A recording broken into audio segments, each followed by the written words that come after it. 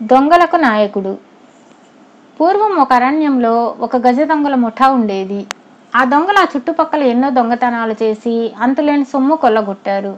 అయితే ఆ దొంగలను పట్టుకున్న వారు ఎవరూ లేరు. కనీసం వారుండే చోటు కూడా ఎవరికీ తెలియదు. ఆ అరణ్యంలోనే ఒక పేదవాడు, అతని భార్య, ఆనందుడు అనే కొడుకు ఉండేవారు. ఆనందుడు కొంచెం పెద్దవాడయ్యాక వాడికి దొంగలను గురించి తెలియవచ్చింది. తన శరీరం మీద ఒక చింకి చొక్కా కూడా లేకపోవడానికి కారణం ఆ దొంగలేనని, వాళ్ళ చుట్టుపక్కల ఉండే ప్రతి ఒక్కరిని దరిద్రులుగా చేశారని వాడు విన్నాడు. విని ఈ దొంగలందరినీ తాను ఎలాగైనా హతమార్చాలి అనుకున్నాడు. నాయనా, నువ్వు పసివాడివి, ఆరితేరిన దొంగలను నువ్వేం చేయగలవురా?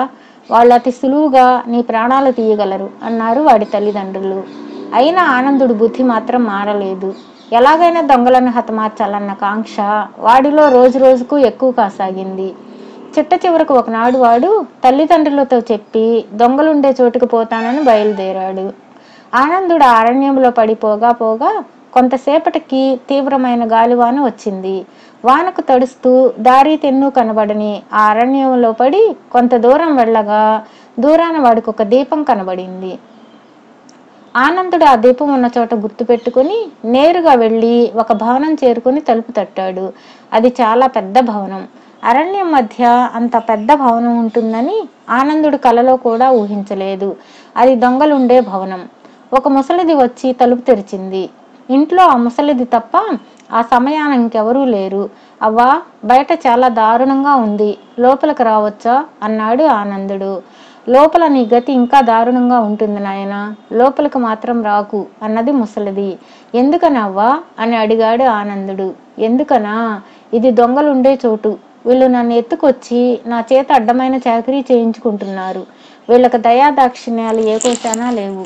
కనిపించిన మనిషి దగ్గర ఏమున్నా లాగేసుకుంటారు, ఏమీ లేకపోతే ప్రాణాలైనా తీసుకుంటారు అన్నది అవ్వ.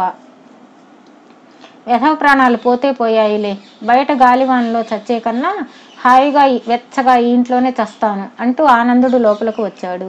ఇంటి నిండా ధనం కుప్పలు కుప్పలుగా పోసి ఉన్నది. ఆనందుడు ఆ కుప్పల మధ్య చోటు చేసుకు పడుకొని నిద్రపోవడానికి కళ్ళు మూసుకున్నాడు. ఇంతలోనే దొంగలు వచ్చి ఆనందుడిని చూసి, వీడెవడు, వీడి దగ్గర డబ్బేమైనా ఉందా అని అవ్వని అడిగారు.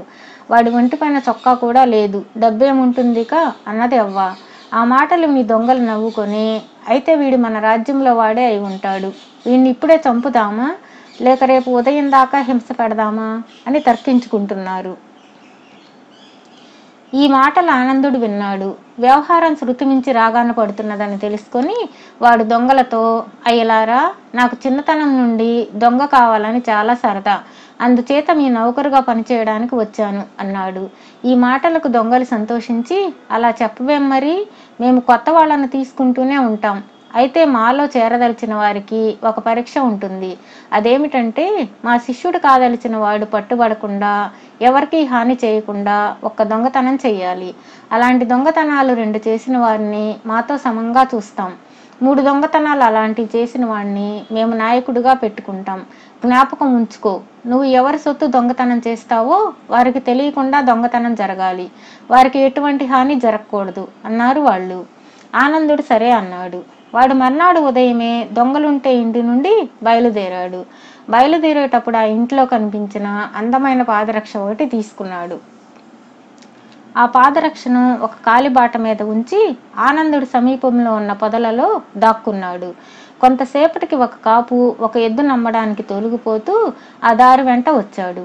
ఆ కాపు దారిలో ఉన్న పాదరక్షను చూసి, మంచి చెప్పే, కానీ ఒకటే అయిపోయింది, జత ఉంటే బాగుండేది అనుకుంటూ ముందుకు సాగిపోయాడు. కాపు కనుచాట కాగానే ఆనందుడు పొదల్లో నుంచి వచ్చి ఆ పాదరక్షను తీసుకొని అడ్డదారిన పరిగెత్తి ముందుకు పోయి మళ్ళీ ఆ పాదరక్షను కాపు వచ్చే దారిలో పెట్టి పక్కనే పొదల మాటన దాగాడు. కొంతసేపటికి కాపు వచ్చి పాదరక్షను చూసి అది మొదట దాని జతేమో అనుకున్నాడు. అతను తన ఎద్దును ఆ సమీపాన ఉన్న చెట్టుకు కట్టేసి వెనక్కి తిరిగి వెళ్ళాడు. ఆనందుడు పొదల చాటు నుంచి వచ్చి ఎద్దును విప్పి దానితో దొంగలుండే ఇంటికి వెళ్ళిపోయాడు. ఆనందుడు చేసిన దొంగతనం గురించి విని దొంగలు సంతోషించి వాడిని తమ శిష్యుడిగా చేర్చుకున్నారు. అయితే ఆనందుడికి కావాల్సింది దొంగలకు నాయకుడు కావడం. అందుచేత వాడు ఇలాంటివే మరి 2 దొంగతనాలు చేయడానికి నిశ్చయించుకొని ఒక పగ్గం తీసుకొని బయలుదేరి మళ్ళీ అడవిలోకి వెళ్ళాడు. ఈ లోపుగా కాపు తన ఎద్దు కాస్త పోయినందుకు విచారించి ఇంటికి తిరిగి వెళ్ళి తన రెండో ఎద్దును నమ్మటానికి తోలుకు రాసాగాడు.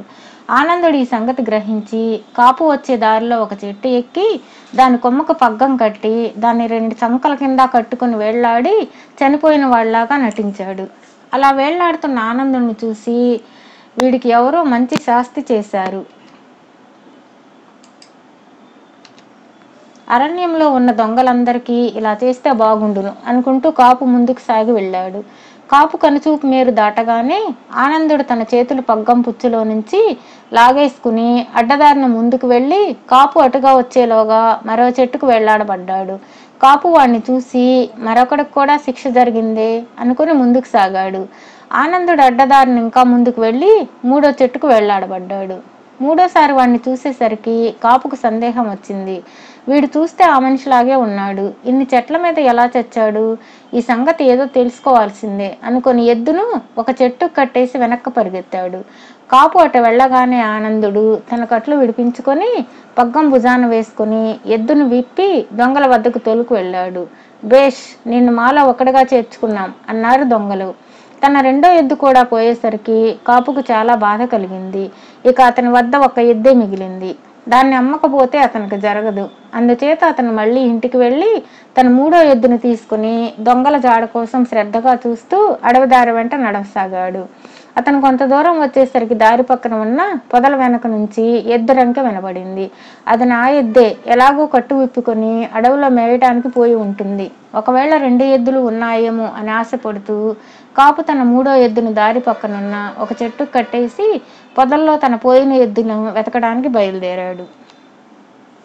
కానీ పొదల చాటు నుంచి రంక వేసింది ఆనందుడే. కాపు పొదల్లోకి వెళ్ళగానే వాడి యువతలకు వచ్చి 3వ ఎద్దును కూడా విప్పుకొని దొంగల వద్దకు తోలుకు వెళ్ళాడు. జరిగిందంతా విన్నాక దొంగల నాయకుడు నియమం ప్రకారం ఆనందుడిని తమ నాయకుడిగా ఆమోదించారు. ఇక మేము చేయవలసిన దొంగతనాలేవో నువ్వే నిర్ణయించాలి, నీ ఆజ్ఞ ప్రకారం మేము ఈ ప్రాంతాల దొంగతనాలు చేస్తాం అని వారు ఆనందుడితో చెప్పారు. అయితే ఫలాని చోట రేపు రాత్రి దొంగతనం జరగాలి, అది పేద గుడిసెలాగా కనిపిస్తుంది, కానీ అక్కడ మనకు కావలసినవి చాలా ఉన్నాయి అంటూ ఆనందుడు దొంగలకు తన ఇంటి గుర్తులు చెప్పాడు. దొంగలు సరేనన్నారు. తర్వాత ఆనందుడు ఒంటరిగా తన ఇంటికి వెళ్ళి తన తండ్రితో, నాన్న, రేపు రాత్రికి మన ఇంటికి దొంగలందరూ వస్తారు, అందుచేత నువ్వు వెళ్ళి రాజపటులను తెచ్చి ఇంట్లో దాచిపెట్టి ఉంచు, దొంగలందరూ దొరికిపోతారు అని చెప్పాడు. అంతా ఆనందుడు నిర్ణయించినట్టుగానే జరిగింది. దొంగలందరూ మన్నాడు ఆనందుడి ఇంటికి దొంగతనానికి వెళ్ళి రాజభటులకు చిక్కిపోయారు. ఆ ప్రాంతాల దొంగల పీడ లేకుండా పోయింది. అక్కడ ఉండే ప్రజలు ఆనందుడి వెంట దొంగలుండే భవనానికి వెళ్ళి పోయిన తమ సొత్తును గుర్తించి తెచ్చుకున్నారు. ఎవరిది వారు తీసుకోక ఇంకా బోలెడు ధనము నగలు మిగిలిపోయాయి. ప్రజలు దాన్ని ఆనందుడికే వదిలేశారు. ఆనందుడు కాపుకు అతని 3 ఎద్దులను తిరిగి ఇచ్చివేశాడు.